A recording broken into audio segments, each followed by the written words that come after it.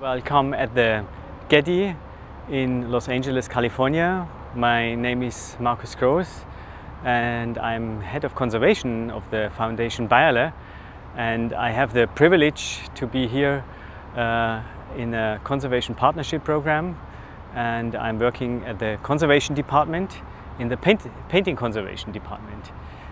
Behind me you see the famous neighborhood of Beyeler and also the skyline of Los Angeles downtown. The Getty Center is a famous institution for art, for present art. They do research on art and they preserve art. There are different institutions. There is the Getty Villa, which is down near the sea in Malibu. There is the Getty Conservation Institute here on my right side. Then is the Getty Museum with the different collections and conservation departments. And behind the building here is the Getty Research Institute, which is also famous for the research, for the archives, for the special collection.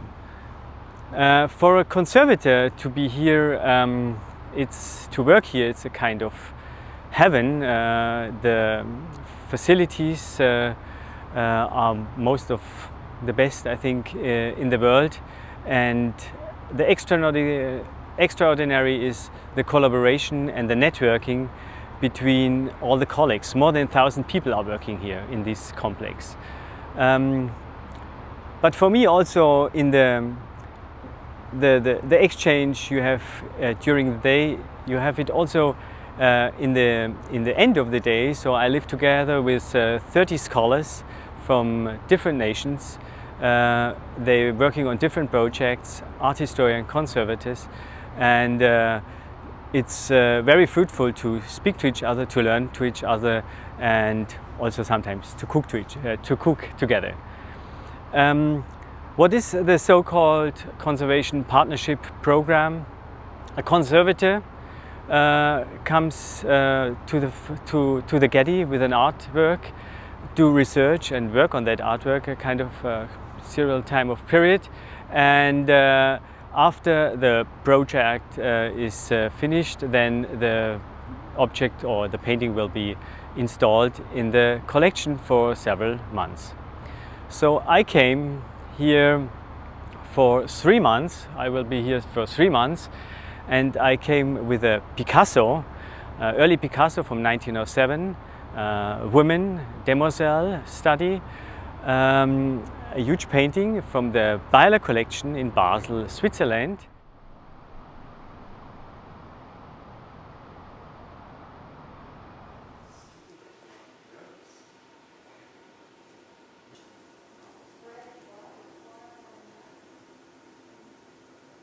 Now we are here at the painting conservation studio, which is a huge studio. Head of conservation is Yvonne Safran, and 4 other conservators are working in this kind of departments where I'm here with this large window. Fantastic is this north light and bright light. So normally we never use the artificial light. The Californian sun is so strong, and this is wonderful for a conservator to have kind of strong light here. The studio is very practical, and what is extraordinary is the collaboration between the scientists and the conservators here at the museums. The scientists have a kind of laboratories here next to the doors.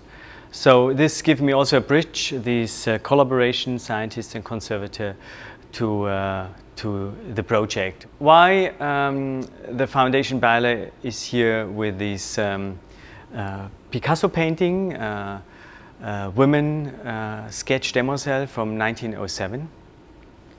The painting is really, it's oil on canvas, and it's really very special because it was done in that period when Pablo Picasso worked on the demoiselle d'Avignon painting, the masterpiece, which is now at the Museum of Modern Art in New York. You see here on my left side. In that period, he worked from spring 1907 to fall 1907 on that huge canvas, and he wanted to be better than Matisse and Derain and the Fauve, and he worked really very hard. He did more than 300-400 sketches, drawings, aquarelles, and he did a lot of studies to make a very strong painting of that bordel scene, and also with these strong faces. And the Beyeler painting was painted exactly in that period when he decided in the last moment to make not these shaped faces which you see in the middle of the demoiselle painting, but he overpainted them with these African masks, which we can see in the Beyeler painting. Ernst Beyeler bought the painting in 1965 from an Italian collector. The archives of provenance are very good, but we had very little information about technical information and also about condition aspects. So my task for that project was here for me to make a kind of reconstruction what happened with the painting in the last 100 years, because for Conservator it was visible that there were some treatments on the painting. Firstly, in the first weeks I did examinations on microscope, so every millimeter of the painting, and at the same time we did imaging analysis, and here at the Getty there were much more possibilities. So we did X-ray, UV, special infrared analysis, also with classical light, so specular, ranking and transmitted light examinations we can't do at the Fondation Beyeler. And this helped me to figure out more knowledge about how Picasso paints, and also to kind of interpret the condition. Simultaneously, we checked also the famous archives here at the Getty Research Institute. And finally, I had also the opportunity during my stay. I flew to New York and I could examine some of the paintings from the Museum of Modern Art from the same period, which from 1907, the same period as the Beyeler painting, and also discussed with Jim Connington, the head of conservation at the MoMA, about Picasso's technique and the condition. And I had another opportunity to see a painting in a private collection within a very pristine condition. Let me summarize some of the first results. I can conclude that the painting is generally in a good and in a stable condition, and it looks, as you see, still pretty good. We can conclude that there were several treatments. There was a lining, and we also saw in the microscope there was an old varnish, not the original one. Picasso didn't varnish at that time,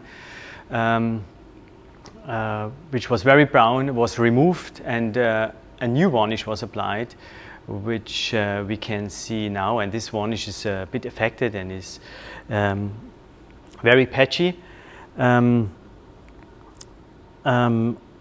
Unfortunately, these treatments didn't suffer during, so the painting didn't suffer during that treatments. We also discovered that the painting was signed a long time after Picasso had finished the paint, and also when he signed it, the Beyeler painting has already damages. We were very happy that we found in the archive, in the Museum Picasso archive in Paris, two historical images. There's one drawing from a small sketchbooks, 20 to 13 centimeters, and I got a high-resolution image of that where you see a chocolate drawing, and I compared this drawing with the painting, and the composition and the outlines are really very, very similar and very close to the Beyeler painting. Very interesting is also this photograph, and a fantastic photograph from 1908, where you see the Beyeler painting in the studio of Picasso. So Picasso put the painting on a chair and photographed, probably himself, he photographed that painting. And I compared the photograph with the painting, and they are exactly the same. So it's a finished paint. There's one exception, that on the photograph there is not this palette Picasso put on the Beyeler painting. And we were discussing here in the studio why he did this palette on that painting, and is it a reference to the Demoiselles painting, and or he painted or he did the palette a kind of pattern for other paintings. We discovered also that the brush stroke Picasso used in the Beyeler painting are exactly the same brushes he used in the Demoiselles painting, and also the sizes of the faces of these African faces correspond to the Demoiselles painting and the painting I saw. Where we decided to go a bit deeper with this kind of questions, what kind of pigments and binding media he used, and I'm very happy that I can work together with Douglas McLennan. He's an intern here at the Getty, and he's a conservator and a scientist, so kind of ideal position. And he was in charge of my project, and did with his colleagues all the examinations, and I think we will call him and he can explain some of the examinations and results. I've been involved in this Picasso project in the capacity as a Getty graduate intern for the year 2014-15, working both with Markus, Laura, and Yvonne in the paintings department, as well as the GCI team with the leadership of Karen Trentleman, Catherine Schmidt-Patterson, Alan Phoenix, Tom Lerner, and Alessa Gambardella. And together we've been looking at this painting with Markus. Our scientific examination had two initial questions that we were looking at. The first being the investigation of Picasso's palette as well as his technique. And our first look was with two non-invasive analytical methods, X-ray fluorescence, which provides site-specific data, elemental data, and as well as multispectral imaging, which provides us spatially resolved data for the absorption and reflective signatures of different artist materials around the painting as a whole. And using these two techniques, which really enhance one another, we've been able to characterize a large portion of Picasso's palette that he used in both the main composition as well as the palette at the top. Artists in the early 20th century were really interested in taking advantage of these new synthetic pigments, and the results that we had were really in accordance with these types of findings. You see here his use of copper, arsenate green, maybe emerald green, cadmium yellows, cobalt blue, as well as other pigments like ivory black and different earths to achieve this palette.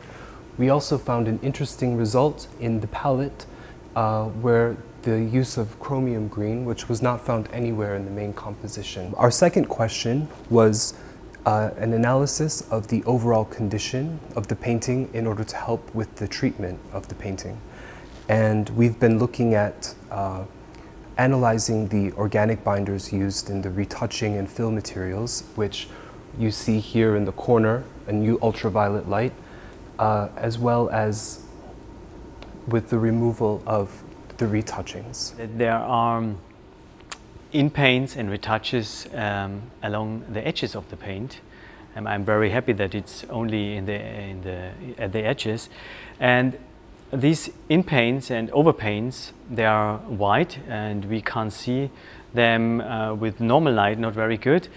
But when I put a UV lamp on, then you see these dark areas where a conservator overpainted with a white color some areas, and he covered original parts, and we would like to remove that because all these original traces of this kind of sketch process when Picasso paint this sketch for the Demoiselle painting are not more visible. The problem is that we figured out that the color is really very hard to remove, and the classical solvents didn't work. So at the moment we are trying also with together with the scientists to find a method to remove that. And I tried different solvent gels at the moment that I can slowly remove this kind of in-paints, and that we can go to this original paint surface again. So when in several weeks, when the project is finished, we will make the documentation and the final examination reports. We reframe the painting, and the painting will be shown at the Getty Museum for several months. I think in a wonderful presentation with the Impressionists and last Impressionists of the collection, so with Manet, Cézanne, in the gallery with Van Gogh and Degas. And I think it will be very interesting to see that painting as a kind also of a bridge to the 20th century for the Getty Foundation. So this fruitful time will continue when the painting comes back to Basel, and I think we will in the next few weeks do the conservation treatment on this research and the collaboration we did here with the results we have. Soon it's time to say farewell for me. I came here with a lot of questions, and I go back with a lot of answers. And for me personally, it was an extraordinary time here. I was always in good company, and the people were very open and very interested in Picasso. And I have found new friends here, new colleagues, not only at the Getty, also in other institutions here in Los Angeles. And I have to say now that I'm a friend and a fan of the Getty of Los Angeles and California.